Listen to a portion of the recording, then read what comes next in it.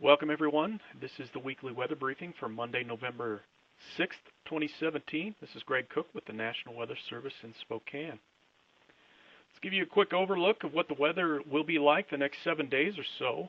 As far as Monday, Tuesday, and Wednesday, it looks like our weather will be cold and dry. So we're going to start off quiet this week. But we're looking for the weather pattern to become more active as we move into the middle part of the week. It looks like Wednesday night into Thursday morning, we'll be watching a storm system coming into the region.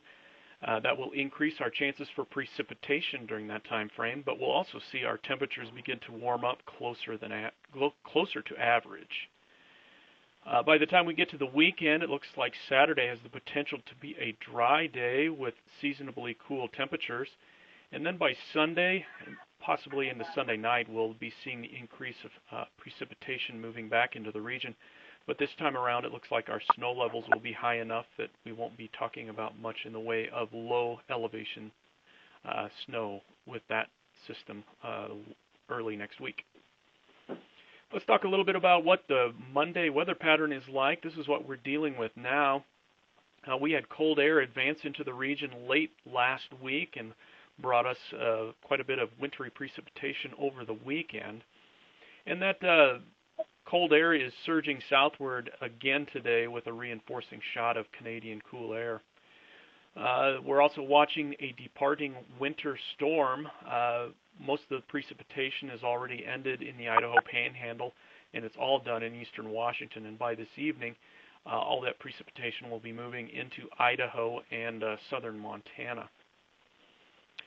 But we are now watching a storm organizing off the coast. It's in the eastern Pacific, and this system will begin to impact our weather for Thursday and Friday.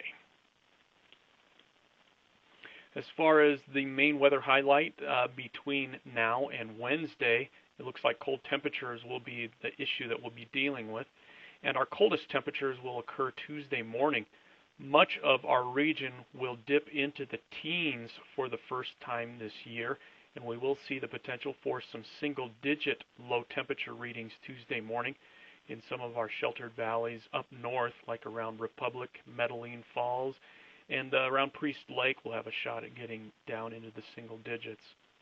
This is much cooler than normal. Our normal overnight lows right now are generally in the low to mid 30s for most of the region.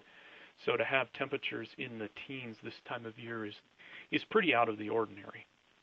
In addition to the cold temperatures late tonight and into Tuesday morning, we'll be looking at the potential for some fog. Areas that will have the best chance of fog are our fog-prone areas up in northeastern Washington and some of the valleys in the Idaho Panhandle, but we may also see some patchy fog develop in portions of the Columbia Basin and along the east slopes of the Cascades.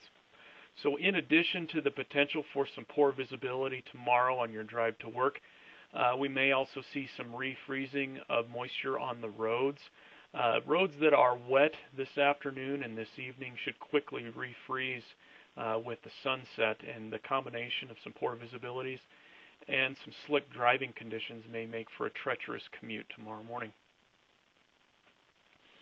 Our pattern will really begin to change Wednesday night into Thursday. That cold air that's over us now will begin to retreat as a low pressure system strengthens off the coast and moves inland.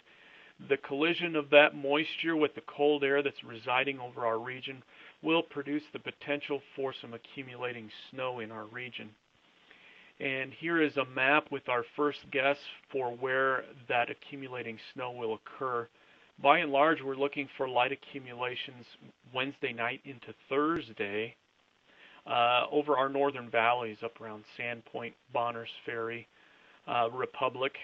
We may see a couple of inches of snow before precipitation changes over to rain by Thursday afternoon. We may also see some significant accumulations in the northern Cascades. Our valleys maybe not so much, with a couple of inches in the Methow Valley and up around Plain, but the Cascade passes will most likely get hammered pretty good Wednesday night, Thursday, and into Friday. We may even see a brief period of some freezing rain Thursday morning in the valleys north of the Spokane metro area. Our confidence is pretty low that this will have much of an impact or whether it will occur at all, but there is at least the potential that we could see a little bit of icing up in these areas on Thursday morning.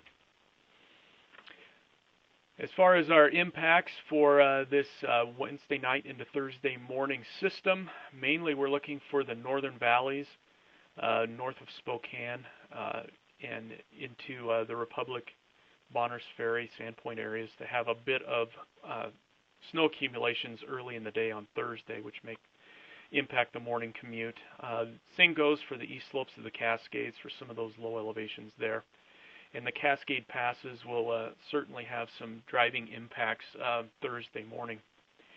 As we warm up with this system Thursday afternoon into Friday, the impacts will mainly be limited to our mountain passes, so places like Blewett, Stevens Pass, Loop Pass, and Sherman Pass will have periodic winter driving conditions potentially into Friday.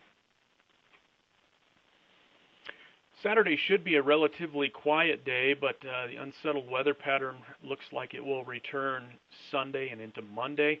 With higher snow levels this go around, we're mainly looking at impacts being in the mountains, and mountain passes may be potentially impacted Sunday and into Monday with some accumulating snow there. Not all that out of the ordinary for this time of the year. Going into next week, here's the 8 to 14-day outlook from the Climate Prediction Center. This was issued this afternoon and goes from November 14th through the 20th. The outlook is calling for at or below average temperatures for that time frame next week, and it looks like a good potential for above average precipitation during that period next week as well. So I'll go ahead and stop the recording here.